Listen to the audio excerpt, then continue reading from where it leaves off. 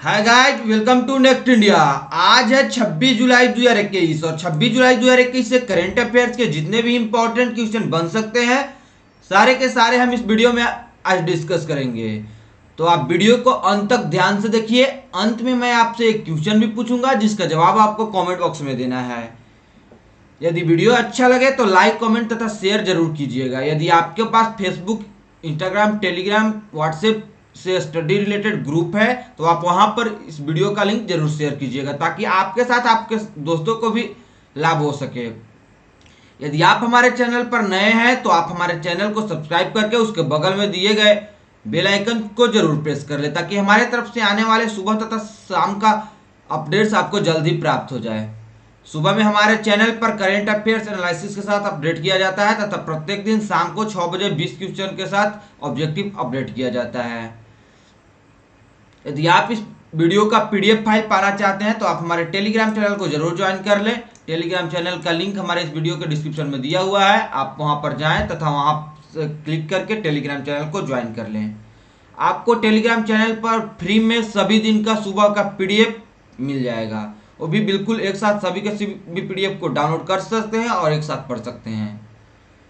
चलिए तो स्टार्ट करते हैं। आज का सेशन का पहला प्रश्न है, हाल ही में आयकर दिवस यानी इनकम टैक्स डे कब मनाया गया है? तो इसका सही आंसर है ऑप्शन सी यानी कि 24 जुलाई को।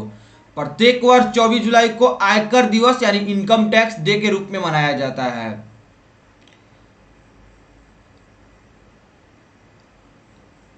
सीबीडीटी यानी central board of direct taxes ने 24 जुलाई 2021 को 161वां आयकर दिवस मनाया है। भारत में आयकर दिवस हर साल 24 जुलाई को मनाया जाता है क्योंकि सर जेम्स विल्सन द्वारा भारत में पहली बार 24 जुलाई 1980 को आयकर पेश किया गया था। इस कर का उद्देश्य 1857 में ब्रिटिश शासन के खिलाफ स्वतंत्रता के पहले युद्ध के दौरान ब्रिटिश शासन को हुए नुकसान की भरपाई करना था। 24 जुलाई को पहली बार 2010 में आयकर दिवस के रूप में मनाया गया था। अब बात हुई है सीबीडीटी यानी केंद्रीय प्रत्यक्ष कर बोर्ड के बारे में। तो सीबीडीटी के बारे में जान लेते हैं। सीबीडीटी का फुल फॉर्म होता है central board of direct taxes यानी केंद्रीय प्रत्यक्ष कर बोर्ड, जो कि वित्त मंत्रालय में राजस्व विभाग का एक हिस्सा है। सीबीडीटी भारत में प्रत्यक्ष करों के नीति और योजना के लिए इनपुट प्रदान करता है और आईटी विभाग के माध्यम से प्रत्येक कर कानूनों के प्रशासन के लिए भी जिम्मेदार होता है। तो इतना बात हम लोग सीबीडीटी यानी central board of direct taxes के बारे में जान लिए। अब चलते हैं अगले क्वेश्चन की ओर। आज का अगला प्रश्न है, आज पूरे देश में किस दिवस के रूप में पूरे जोड़ तोड़ से मनाया जा रहा है? तो आज कौन सा दिन है जो पूरे देश में जोड़ तोड़ से मनाया जा रहा है? तो इसका सही आंसर है ऑप्शन सी कारगिल विजय दिवस। यह दोस्तों कारगिल विजय दिवस आज पूरे देश में पूरे जोड़ तोड़ से मनाया जा रहा है। यह दिवस क्यों मनाया जाता है, किस लिए मनाया जाता है, इसके बारे में आज हम लोग जानेंगे। कारगिल विजय दिवस कारगिल में भारत और पाकिस्तान में 1999 में इसी दिन लगभग युद्ध आरंभ हुआ था और लगभग 60 दिनों के बाद भारत को विजय प्राप्त हुआ था तथा उसमें शहीद हुए भारतीय शहीदों के प्रति प्रत्येक वर्ष कारगिल दिवस के रूप में मनाया जाता है। प्रत्येक वर्ष यानी 26 जुलाई को ही प्रत्येक वर्ष कारगिल विजय दिवस के रूप में मनाया जाता है। तथा क्यों मनाया जाता है इसके बारे में हम लोग जान लिए कि कारगिल में भारत और पाकिस्तान के बीच युद्ध आरंभ हुआ था तथा लगभग 60 दिनों के बाद इसी दिन यानी 26 जुलाई को पाकिस्तान से कारगिल पर विजय प्राप्त हुआ था। तब से लेकर आज तक भारत के जवान के शहीदों पर उनको प्रत्येक वर्ष एनिवर्सरी के रूप में कारगिल विजय दिवस मनाया जाता है। इस वर्ष यह 22वां एनिवर्सरी होगा, मतलब आज 22वां एनिवर्सरी मनाया जा रहा है। कारगिल विजय दिवस, यह कारगिल विजय दिवस का बहुत सारा इमेज आज शेयर हो रहा है। कारगिल विजय दिवस के लिए कोट यहाँ पर लिखा हुआ है, किसी के द्वारा दिया गया है, आप इसे ध्यान से देखिएगा क्या कोट है। मैं किसी दुर्घटना में नहीं मरूंगा, किसी बीमारी से नहीं मरूंगा, मैं महिमा के नीचे मरूंगा। अगर मेरे खून को साबित करने के लिए मौत आ जाती है तो मैं कसम खाता हूं, मैं मौत को मार दूंगा। कुछ लक्ष्य इतने काबिल होते हैं, असफल होना भी गौरव की बात है। या तो मैं तिरंगा फहराकर वापस आऊंगा या फिर उसी में लिपट कर आऊंगा, लेकिन वापस जरूर आऊंगा। मैं एक सैनिक हूं, मैं वहीं लड़ता हूं जहां कहा जाता है जहां मैं लड़ता हूं वहां जीतता हूं। मुझे खेद है कि मेरे पास अपने देश के लिए देने के लिए केवल एक ही जीवन है। हम संयोग से जीते हैं, हम प्यार पसंद से प्यार करते हैं और पेशे से मारते हैं। केवल सबसे अच्छे दोस्त और सबसे बुरे दुश्मन ही हमसे मिले। हमारा झंडा इसलिए नहीं फहरता क्योंकि हवा चलती है। यह हर उस सैनिक के आखिरी सांस तक फहरता है जो इसकी रक्षा करते हुए मर गया हो। शत्रुओं को क्षमा करना ईश्वर का कर्तव्य है, लेकिन दोनों के बीच बैठक बुलाना यह हमारा कर्तव्य है। अपने घरों में चैन से सोएं, भारतीय सेना सीमाओं की रखवाली कर रही है। यह कोट दिया गया है कारगिल विजय दिवस 2021 पर। आप इसको फॉलो करें, बात बहुत अच्छी बात लिखा हुआ है इसमें। अब चलते हैं अगले क्वेश्चन की ओर। आज का अगला प्रश्न है, यूनेस्कैप स्कोर 2021 में भारत के कितने प्रतिशत स्कोर आया है? तो इसका सही आंसर है ऑप्शन बी, यानी कि 90.32%। डिजिटल और सतत व्यापार सुविधा पर संयुक्त राष्ट्र वैश्विक सर्वेक्षण 2021 में भारत ने 90.32% स्कोर किया है। 2019 में भारत का स्कोर 78.49% था। भारत का कुल score France, UK, Canada, Norway, Finland समेत ओईसीडी देशों से ज्यादा पाया गया है। दक्षिण और दक्षिण पश्चिम एशिया क्षेत्र 63.12% और एशिया प्रांत क्षेत्र 65.85% की तुलना में भारत सबसे अच्छा प्रदर्शन करने वाला देश है। भारत का समग्र स्कोर यूरोपीय संघ के औसत स्कोर से भी अधिक है, यानी यूनेस्कैप स्कोर में भारत का बहुत ही सुधार हुआ है।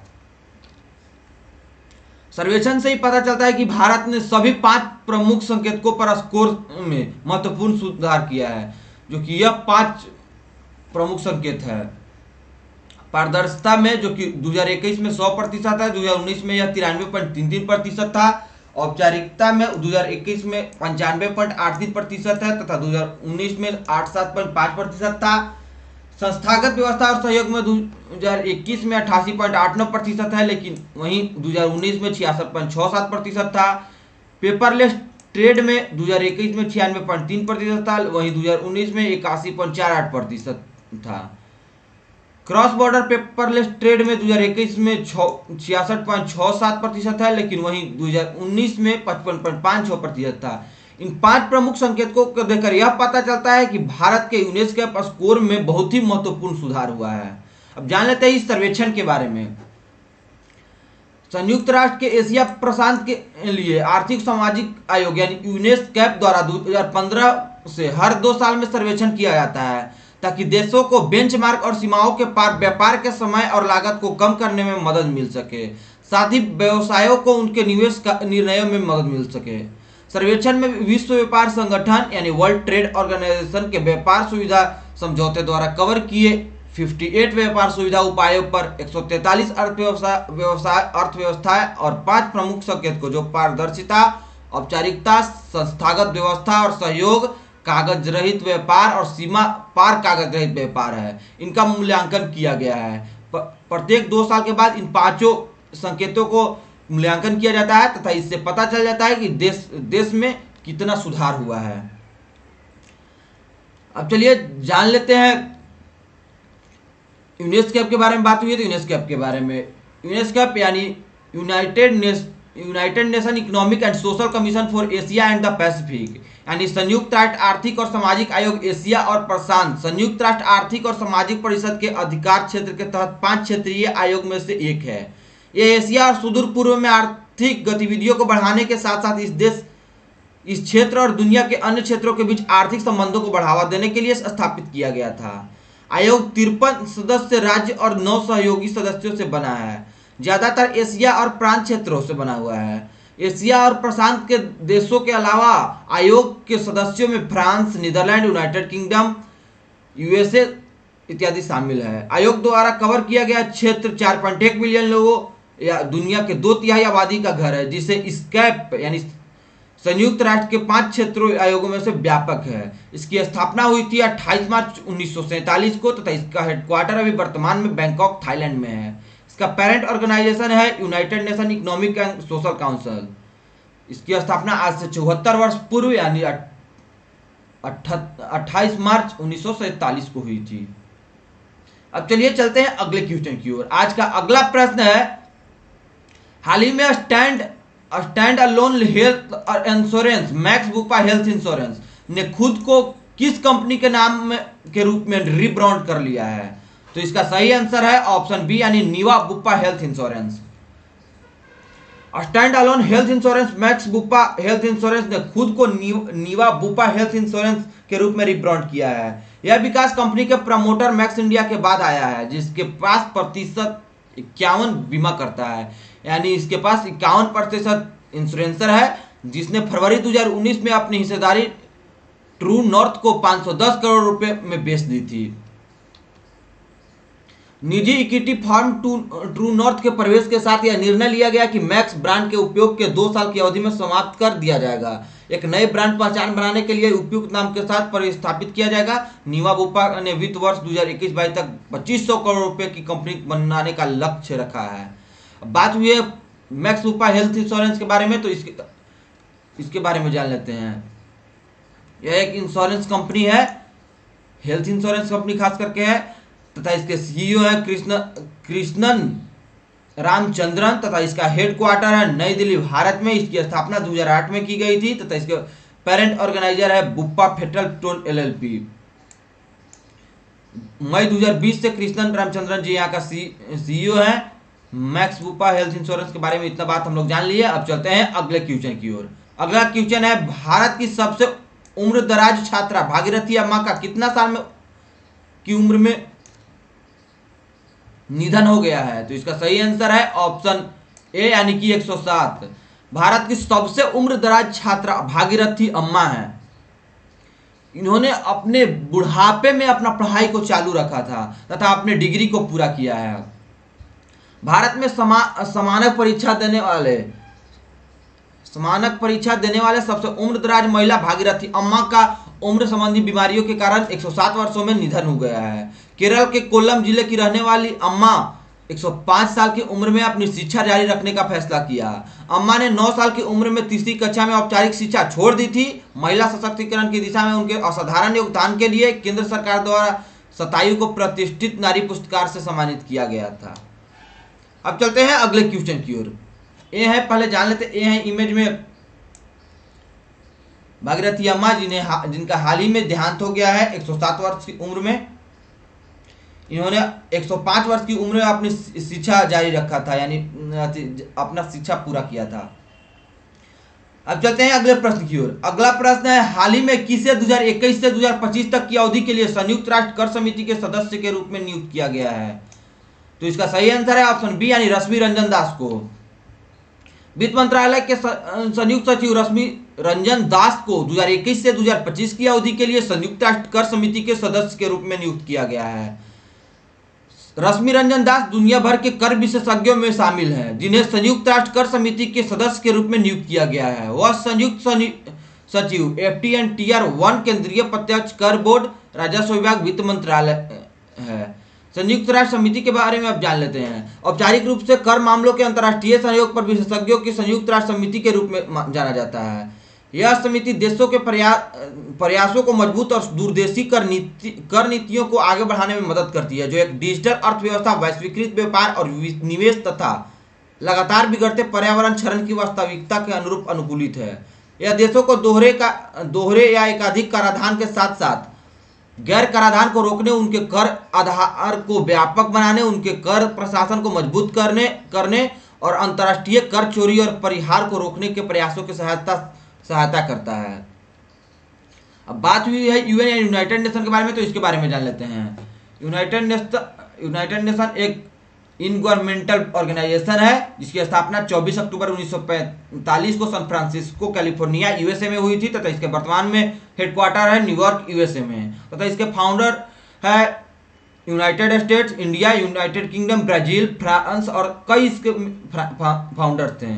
इसके कई सब्सिडीज भी है जैसे WHO, वर्ल्ड हेल्थ ऑर्गेनाइजेशन तथा और अन्य कई सब्सिडीज है। संयुक्त राष्ट्र अंतर्राष्ट्रीय शांति और सुरक्षा बनाए रखने के बीच महत्वपूर्ण संबंध विकसित करने, अंतर्राष्ट्रीय सहयोग प्राप्त करने और राष्ट्र के कार्यों में सामंजस्य स्थापित करने का केंद्र बनने का लक्ष्य रखने वाला एक अंतर सरकारी संगठन है। यह दुनिया का सबसे बड़ा, सबसे परिचित, सबसे अधिक प्रतिनिधि और सबसे शक्तिशाली अंतर्राष्ट्रीय संगठन है। संयुक्त राष्ट्र का मुख्यालय न्यूयॉर्क शहर में अंतर्राष्ट्रीय क्षेत्र में और इसका अन्य मुख्यालय कार्यालय जिनेवा, नैरोबी, वियना और हेग में भी स्थापित है। संयुक्त राष्ट्र की स्थापना द्वितीय विश्व युद्ध के बाद भविष्य के युद्धों को रोकने के उद्देश्य से की गई थी, जो अप्रभावी लीग ऑफ नेशन के उत्तराधिकारी थे। अब चलते हैं अगले क्वेश्चन की ओर। आज का अगला प्रश्न है, मध्य प्रदेश के ओरछा और ग्वालियर शहरों को यूनेस्को द्वारा अपनी ऐतिहासिक शहरी परिदृश्य परियोजना के तहत चुना गया है। यह परियोजना कब शुरू की गई थी? तो इसका सही आंसर है ऑप्शन बी यानी कि 2011 में। मध्य प्रदेश राज्य में ओरछा और ग्वालियर शहरों को यूनेस्को द्वारा अपनी ऐतिहासिक शहरी परिदृश्य परियोजना के तहत चुना गया है। यह परियोजना वर्ष 2011 में शुरू की गई थी। मध्य प्रदेश के मुख्यमंत्री शिवराज चौहान द्वारा वीडियो कॉन्फ्रेंसिंग के माध्यम से ओरछा और ग्वालियर शहरों के लिए यूनेस्को की ऐतिहासिक शहरी परिदृश्य परियोजना शुरू की गई थी।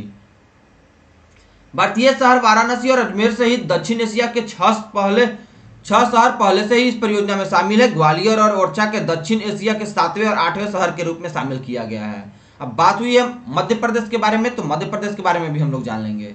उसके पहले यूनेस्को के बारे में जान लेते हैं। यह एक प्रकार का एजेंसी है। इसका हेडक्वार्टर पेरिस फ्रांस में है तथा इसके हेड डायरेक्टर जनरल अभी एड्रे एजोली है। इसकी स्थापना 16 नवंबर 1945 को लंदन यूएसए में यूके में हुई थी तथा इसके फाउंडर थे France, USA, China, United kingdom, Brazil तथा और इसके कई फाउंडर्स थे। इसका पेरेंट ऑर्गेनाइजर है यूनाइटेड नेशंस। संयुक्त राष्ट्र शैक्षिक, वैज्ञानिक और सांस्कृतिक संगठन संयुक्त राष्ट्र की एक विशेष एजेंसी है जिसका उद्देश्य विश्व शांति और सुरक्षा बढ़ावा देना है। शिक्षा, विज्ञान और संस्कृति में अंतर्राष्ट्रीय सहयोग इसके 193 सदस्य देश और 11 सहयोगी सदस्य देश हैं। साथ ही गैर सरकारी, अंतर सरकारी और निजी क्षेत्र में भागीदार पेरिस फ्रांस में वर्ल्ड हेरिटेज सेंटर में मुख्यालय, यूनेस्को में 53 क्षेत्रीय कार्यालय और 199 राष्ट्रीय आयोग है जो इसे वैश्विक जनादेश की सुविधा प्रदान करते हैं। अब चलिए चलते हैं अगले क्वेश्चन की ओर। अगले क्वेश्चन चलने से पहले मध्य प्रदेश के बारे में जान लेते हैं। यह है मैप में मध्य प्रदेश। मध्य प्रदेश की राजधानी है भोपाल तथा यहाँ के गवर्नर है आनंदीबेन पटेल। शिवराज सिंह चौहान जी यहाँ का चीफ मिनिस्टर है। 29 लोकसभा सीट है यहाँ पर, 11 राज्यसभा सीट है तथा यहाँ पर विधानसभा सीटों की कुल संख्या 230 है। यहाँ का मुख्य नेशनल पार्क है Madhav national park, Kanha national park, Bandhavgarh national park, Priyadarshini Pench national park. यहाँ का मुख्य नेशनल पार्क है Panna, Van Vihar, Satpura, Sanjay fossil, dinosaur fossil, Indira, सब यहीं का ही नेशनल पार्क है, यानी मध्य प्रदेश का ही नेशनल पार्क है। लेकिन इसमें जो पहले नाम बताया वो जो कि बहुत ही फेमस नेशनल पार्क है यहाँ का पूरे देश में। अब चलते हैं अगले क्वेश्चन की ओर। अगला क्वेश्चन है, हाल ही में किसने भारतीय सेना के स्कीइंग अभियान एरमेक्स 2021 को हरी झंडी दिखाई है? तो इसका सही आंसर है ऑप्शन बी यानी कि राजनाथ सिंह। रक्षा मंत्री राजनाथ सिंह ने 10 मार्च से 6 जुलाई के बीच हिमालय पर्वत श्रृंखलाओं में आयोजित भारतीय सेना के स्कीइंग अभियान को हरी झंडी दिखाई है। एरमेक्स 2021 नामक इस अभियान को 10 मार्च को लद्दाख के काराकोरम दर्रे से हरी झंडी दिखाई गई और इसका समापन 119 दिनों में 1660 किलोमीटर की दूरी तय करने के बाद 6 जुलाई को उत्तराखंड के मालरी में हुआ। एरमेक्स 2021 के बारे में अब जान लेते हैं। एरमेक्स 2021 को देश और भारतीय सेना में साहसिक गतिविधियों को बढ़ावा देने के लिए हिमालयी क्षेत्र की पर्वत श्रृंखलाओं में आयोजित किया गया था। आयोजना अभियान के दौरान टीम ने 5000 से 6500 मीटर की ऊंचाई पर कई दर्रों और ग्लेशियर, घाटियों और नदियों के माध्यम से यात्रा की है। अब चलते हैं अगले क्वेश्चन की ओर। अगला क्वेश्चन है, हाल ही में आईओए यानी इंडियन ओलंपिक एसोसिएशन ने टोक्यो ओलंपिक्स के प्रायोजक के रूप में किसके साथ भागीदारी की है? तो इसका सही आंसर है ऑप्शन ए यानी कि अडानी ग्रुप के साथ। इंडियन ओलंपिक एसोसिएशन ने चल रहे टोक्यो खेलों में भारतीय दलों के प्रायोजक के रूप में अदानी समूह को शामिल किया है। आईओए के महासचिव राजीव मेहता जो टोक्यो में है ने इस विकास को घोषणा की है। आईओए ने पहले डेयरी दिग्गज Amul, mobile gaming platform MPL sports foundation, JSW sports सहित कई निजी संस्थाओं के साथ परियोजना सौदे किए थे। आईओए ने चीनी स्पोर्ट्स वियर ब्रांड लिनिंग के टोक्यो ओलंपिक के लिए भारत टीम के आधिकारिक किट प्रायोजक के रूप में छोड़ने के बाद सौदा पर हस्ताक्षर किए थे और कहा था कि देश के एथलीट खेलों के दौरान गैर ब्रांडेड परिधान पहनेंगे। अब बात हुई है आईओए तथा अडानी ग्रुप के बारे में, तो इनके बारे में जान लेते हैं। आईओए यानी इंडियन ओलंपिक एसोसिएशन, इसकी स्थापना 1927 में हुई थी। इसके प्रेसिडेंट अभी वर्तमान में नरेंद्र बात्रा जी हैं। सेक्रेटरी जनरल यहाँ का राजीव मेहरा है। इसका रीजन यानी कंट्री इंडिया है। इसके फाउंडर थे हरी बक तथा आर्थर नोहरेन। भारतीय ओलंपिक संघ भारतीय ओलंपिक खेलों, एशियाई खेलों और अन्य अंतर्राष्ट्रीय एथलेटिक्स मीट में भारत का प्रतिनिधित्व करने के लिए एथलीटों का चयन करने और इन आयोजनों के भारतीय टीम के प्रबंधन के लिए एक जिम्मेदार सिस्टम है। यह भारतीय राष्ट्रमंडल खेल संघ के रूप में भी कार्य करता है, जो राष्ट्रमंडल खेलों में भारत का प्रतिनिधित्व करने के लिए एथलीटों का चयन करने के लिए जिम्मेदार होता है। अब बात हुई अडानी ग्रुप के बारे में, तो इसके बारे में जान लेते हैं। Adani group multinational conglomerate company है जिसकी स्थापना 20 जुलाई 1988 को हुई थी। इसके फाउंडर थे गौतम अडानी का हेडक्वार्टर है अहमदाबाद में। अभी वर्तमान में इसके 17,000 प्लस एम्प्लॉइज हैं। इसका पेरेंट ऑर्गेनाइजर है एसबी अडानी फैमिली ट्रस्ट। अब चलते हैं अगले क्वेश्चन की ओर। अगला क्वेश्चन है, हाल ही में किसने अन्य बैंकों के निदेशकों और निदेशकों के रिश्तेदारों को ऋण देने का नियमों में बदलाव किया है? तो इसका सही आंसर है ऑप्शन ए यानी कि आरबीआई। आरबीआई ने अन्य बैंकों के निदेशकों और निदेशकों के रिश्तेदारों को ऋण देने के नियमों में बदलाव किया है। संशोधनों के अनुसार केंद्रीय बैंकों ने बैंकों को बोर्ड की मंजूरी के बिना पति और पत्नी के अलावा अन्य बैंकों के निदेशकों और निदेशकों के रिश्तेदारों के लिए 5 करोड़ रुपए तक के व्यक्तिगत ऋण का विस्तार करने की अनुमति दी है। ऐसे ऋणों की पहले की सीमा 25 लाख रुपए थी, अब इसे बढ़ाकर 5 करोड़ रुपए कर दी गई है। अब चलते हैं, बात हुई आरबीआई के बारे में, तो आरबीआई के बारे में जान लेते हैं। आरबीआई यानी रिजर्व बैंक ऑफ इंडिया। भारतीय रिजर्व बैंक भारत का केंद्रीय बैंक है। यह भारत के सभी बैंकों का संचालक है। रिजर्व बैंक भारत की अर्थव्यवस्था को नियंत्रित करता है।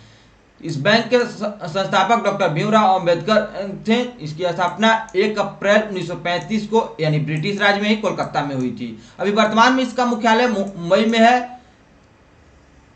इसके अभी वर्तमान में 25वें गवर्नर के रूप में शक्तिकांत जी पदस्थापित हैं।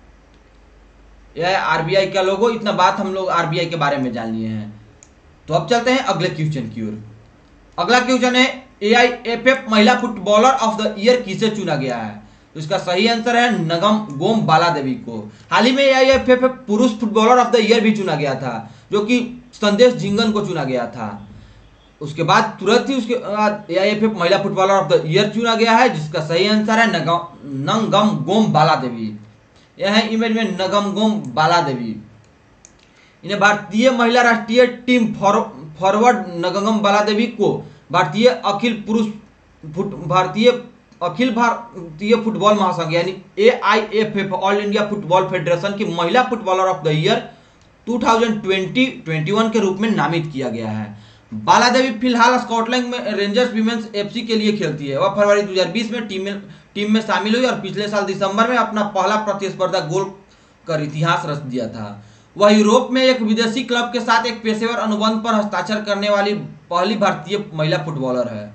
बाला मणिपुर U19 टीम की हिस्सा थी, जिन्होंने 2002 में असम में अंडर 19 महिला चैंपियनशिप में भाग लिया था, जहां उन्होंने सर्वश्रेष्ठ खिलाड़ी घोषित किया गया था। उन्होंने भारत की महिला फुटबॉल चैंपियनशिप में मणिपुर सीनियर महिला फुटबॉल टीम का भी प्रतिनिधित्व किया है। अब बात हुई है एआईएफएफ यानी ऑल इंडिया फुटबॉल फेडरेशन के बारे में। यह एक स्पोर्ट्स गवर्निंग बॉडी है, जिसके अभी वर्तमान में वाइस प्रेसिडेंट सुब्रता दत्ता है तथा इसके प्रेसिडेंट प्रफुल्ल पटेल है। इसका हेडक्वार्टर न्यू दिल्ली में तथा इसकी स्थापना 23 जून 1937 को हुई थी। फीफा एफिलिएशन 1948 में हुई थी। अब चलते हैं अगले क्वेश्चन की ओर। अगला क्वेश्चन मणिपुर से ही रिलेटेड है। यह क्वेश्चन है, बहुत ही इंपॉर्टेंट क्वेश्चन है। टोक्यो में चल रहे टोक्यो ओलंपिक्स 2020-21 में पहले दिन ही भारत की तरफ से किसने पहली रजत पदक जीत लिया है? तो इसका सही आंसर है मीराबाई चानू। मीराबाई चानू में ने टोक्यो ओलंपिक्स में टोक्यो में चल रहे 2020 में पहले दिन ही भारत की तरफ से पहली रजत पदक जीत लिया है। यह इमेज में मीराबाई चानू ने रजत पदक जीता और महिला 49 किलोग्राम वर्ग में 2020 टोक्यो खेलों में ओलंपिक्स पदक जीतने वाली पहली भारतीय बनी। चीन की हुई हो ने टोक्यो ओलंपिक्स में महिला के 49 किलोग्राम भारोत्तोलन में कुल 210 किलोग्राम भार उठाकर स्वर्ण पदक जीता, जबकि इंडोनेशिया में विंडी केंटिका ऐसा ने कांस्य पदक जीता। यानी तीनों एक साथ पदक जीता, जिसमें गोल्ड मेडल जीतने वाले चाइना की हुई तथा सिल्वर मेडल जीतने वाली भारत की मीराबाई चानू हुई तथा इंडोनेशिया की कांस्य पदक जीतने वाली हुई। चानू महिलाओं के 49 किलोग्राम वर्ग में कुल 202 किलोग्राम भार उठाने में सफल रही है। और कर्णम मल्लेश्वरी के बाद, यानी कर्णम मल्लेश्वरी जो 2004 में पदक जीती थी, उनके बाद ओलंपिक पदक जीतने वाली दूसरी भारतीय भारोत्तोलक बन गई है। मीराबाई चानू ने क्लीन एंड जर्क में 115 किलो की सफल लिफ्ट के साथ एक नया ओलंपिक रिकॉर्ड दर्ज किया है। यह इमेज में गोल्ड जीतने के बाद उनका खुशी से लिया हुआ इमेज। यह इमेज है वह जब भार उठा रहे थे उस समय का इमेज। अब इनके बारे में जान लेते हैं। साइखोम मीराबाई चानू इनका पूरा नाम है। यह एक इंडियन वेट लिफ्टर है। यह 2020 टोक्यो ओलंपिक्स में वोमेन्स 49 केजी में सिक्योर किया है अपना फर्स्ट सिल्वर मेडल। इनका जन्म 8 अगस्त 1994 को, यानी यह 26 वर्ष के हैं। इनका जन्म इम्फाल ईस्ट डिस्ट्रिक्ट मणिपुर में हुआ था। इनका वेट है 49 केजी तथा इवेंट में यह 49 केजी वेट लिफ्टिंग में ही भाग लिए हैं और उठाए हैं। इनको कई अवार्ड्स भी दिया गया है, जैसे कि Rajiv Gandhi Khel Ratna award for weightlifting, Padma Shri award दिया गया है। गोल्ड मेडल वेट लिफ्टिंग में 2018 में दिया गया था। कॉमनवेल्थ गेम्स में वुमेन्स 48 केजी दिया गया था। तो इतना बार इनके बारे में हम लोग जान लिए हैं। अब चलते हैं, बात हुई है मणिपुर की, ये रहने वाली हैं, तो मणिपुर की रहने वाली इस बेटी के बारे में जान लेते हैं हम लोग। बात हुई मणिपुर के, तो यह है मैप में मणिपुर की राजधानी इम्फाल। यहाँ का नजमा हेपतुल्ला राज्यपाल हैं तथा यहाँ का मुख्यमंत्री है एन बीरेन सिंह। 2 लोकसभा सीटें हैं, 1 राज्यसभा सीटें हैं तथा यहाँ पर 60 विधानसभा सीटें हैं। यहाँ पर भारत का एकमात्र तैरता हुआ नेशनल पार्क है भारत में, जिसका नाम है किबुल लामजाओ। अब चलते हैं अगले क्वेश्चन की ओर। अगला क्वेश्चन है, हाल ही में किसने ड्रोन के लिए साइबर सुरक्षा खोजने के लिए प्रौद्योगिकी नवाचार केंद्र लॉन्च किया है? तो इसका सही आंसर है IIT कानपुर, यानी ऑप्शन सी इसका सही जवाब है। भारतीय प्रौद्योगिकी संस्थान Kanpur IIT Kanpur anti drone प्रौद्योगिकी घुसपैठ का पता लगाने वाली प्रणाली, ब्लॉकचेन एंड साइबर भौतिक प्रणाली के लिए सुरक्षा साइबर समाधान खोजने के लिए पहला प्रौद्योगिकी नवाचार केंद्र लॉन्च किया है। कठोर आवेदन प्रक्रिया के बाद 13 स्टार्टअप और 25 अनुसंधान और विकास प्रमुख जांचकर्ताओं का चयन किया गया। साइबर सुरक्षा में डिजिटल संपत्ति की रक्षा करने और आम जनता के साथ साथ सरकार और उद्योग के लिए समाधान तैनात करने के लिए बढ़ती हुई आवश्यकता के साथ अत्याधुनिक तकनीक मौजूद है। IIT कानपुर का C3I हब महत्वपूर्ण बुनियादी ढांचे सहित साइबर स्पेस की सुरक्षा पर केंद्रित करेगा। सरकार पड़ोसी देशों विशेषकर चीन से बढ़ते खतरा का मुकाबला करने के लिए मेक इन इंडिया साइबर सुरक्षा समाधान को बढ़ावा दे रही है। अगला क्वेश्चन है, हाल ही में किसने, यानी कल के दिन किसने हंगरी में चल रहे वर्ल्ड कैडेट रेसलिंग चैंपियनशिप 2021 में किसने भारत की तरफ से मेडल जीत लिया है? तो इसका सही आंसर है प्रिया मलिक।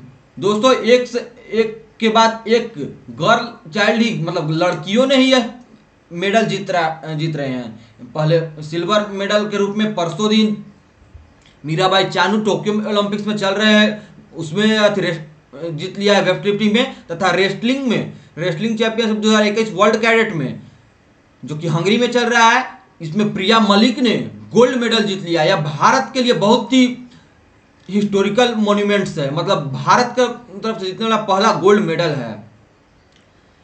यही इसी वजह से कहा जाता है लड़की को पढ़ाइए। लड़की बहुत ही महत्वपूर्ण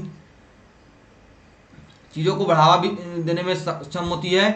प्रिया मलिक, यह है इमेज में प्रिया मलिक, जिन्होंने हाल ही में गोल्ड मेडल जीत लिया है।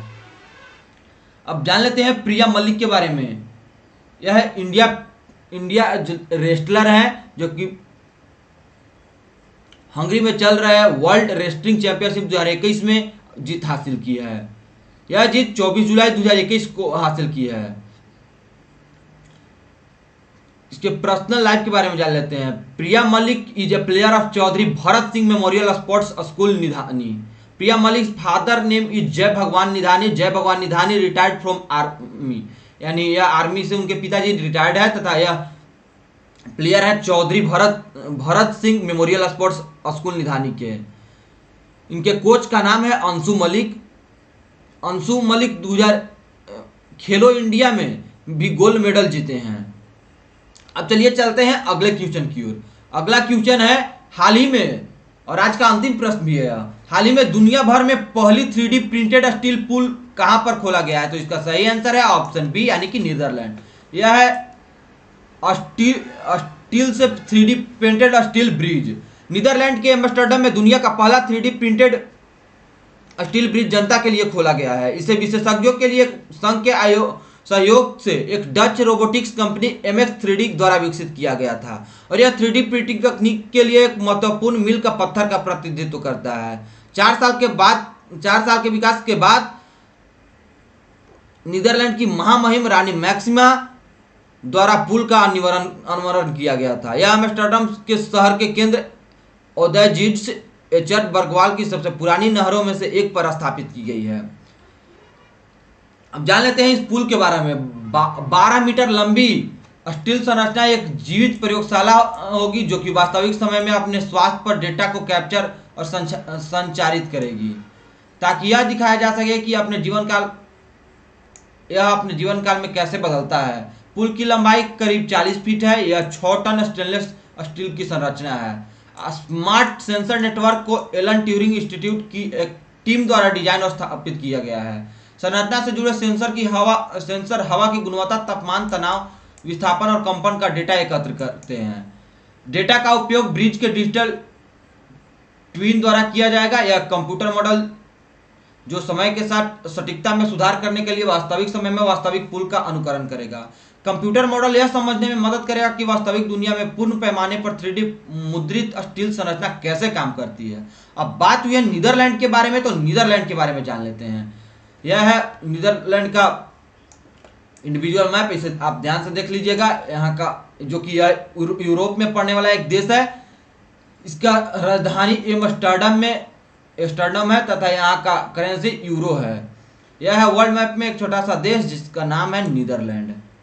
तो दोस्तों यह था आज का हमारा इंपॉर्टेंट 15 क्वेश्चन का सेशन। अब चलते हैं कल के वीडियो के अंतिम क्वेश्चन की ओर। कल के वीडियो का अंतिम क्वेश्चन था हाल ही में AIF पुरुष फुटबॉलर ऑफ द ईयर कौन बने हैं? तो इसका सही आंसर है ऑप्शन ए, यानी कि संदेश झिंगन।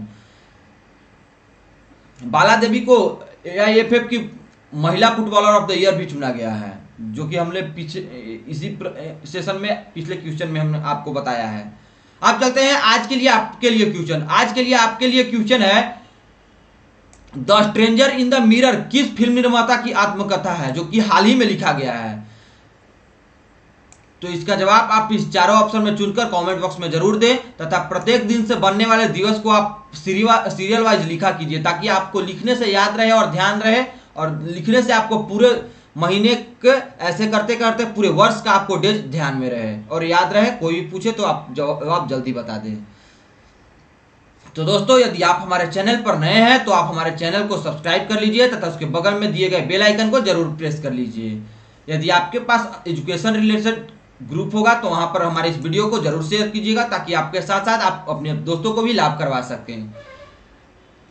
आप हमें फेसबुक, इंस्टाग्राम, टेलीग्राम, ट्विटर सभी जगह फॉलो कर सकते हैं। PDF फाइल पाने के लिए इसका आप हमारे टेलीग्राम चैनल को ज्वाइन जरूर कर लें। सभी के सभी सोशल मीडिया का लिंक हमारे इस वीडियो के डिस्क्रिप्शन में दिया हुआ है। चलिए तो दोस्तों आप सभी को वीडियो को अंत तक देखने के लिए बहुत बहुत धन्यवाद। मिलते हैं अब अगले वीडियो में, तब तक आप पढ़ते रहें, मुस्कुराते रहें, बड़ों का सम्मान करें, छोटों को प्यार दें, अपना व्यक्तित्व इस प्रकार से विकसित करें ताकि लोग, खास करके महिलाएं, आपके साथ सुरक्षित महसूस करें। धन्यवाद।